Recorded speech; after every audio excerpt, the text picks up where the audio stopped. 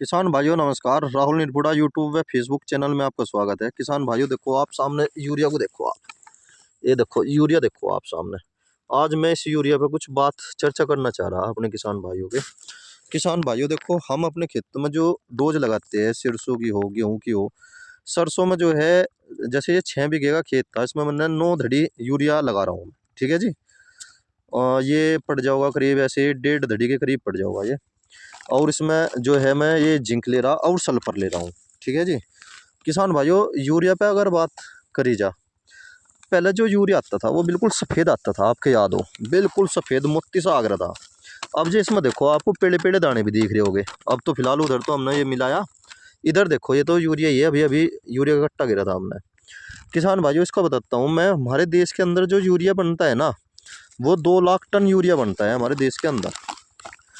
केवल आप प्लांट भी लगाने लग रहे, बहुत प्लांट लगाने लग रहे यूरिया के।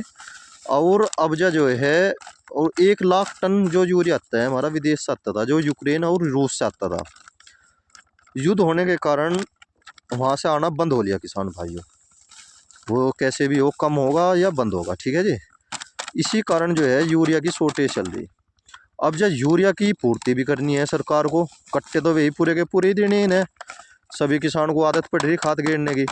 तो जो 2 लाख टन यूरिया जो हमारे देश में जो बनता है, उसका जो लिक्विड फॉर्म होता है, उसे जो है इन्होंने सरकार ने जो है 3 लाख टन में जो है कन्वर्ट कर दिया। और उसे कन्वर्ट करने के बाद आप देखते होगे यूरिया अगर हम अपने खेत में डाल देते हैं तो किसी सरसों की फसल में तो यूरिया काम कर जा। जैसे यह सरसों की फसल है, इसमें 1.5 धड़ी यूरिया गिरूँगा तो यह काम करेगी, फसल एकदम से रिजल्ट दिखाओगी अपना। अगर हम इसे गन्ने के खेत में या फिर आप मुंजी के खेत में, जो धान बोल देते हैं, उनके खेत में डालते हैं तो यूरिया जो है हमें बाजी बार फिर दोबारा फिर डालना पड़ जा। यूँ मैं ये नहीं कहता था कि भाई कुछ घोटाला हो रहा, पर कुछ ना कुछ फर्क जरूर है।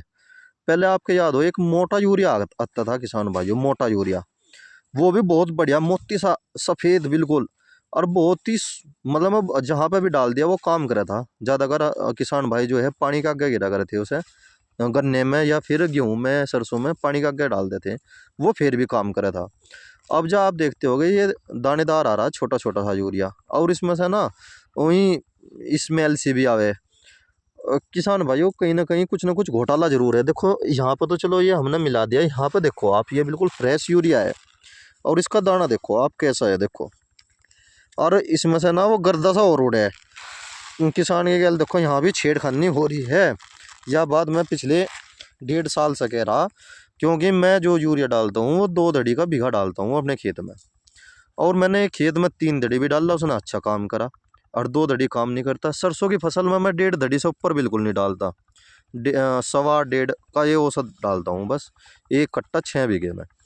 पर किसान भाइयों किस यूरिया के साथ भी कुछ ना कुछ गड़बड़ है ज़रूर, जो यार रिजल्ट नहीं दे रहा। अगर आप मेरी इस बात से सहमत हो तो एक बार कमेंट्स करके ज़रूर बताना। जय किसान।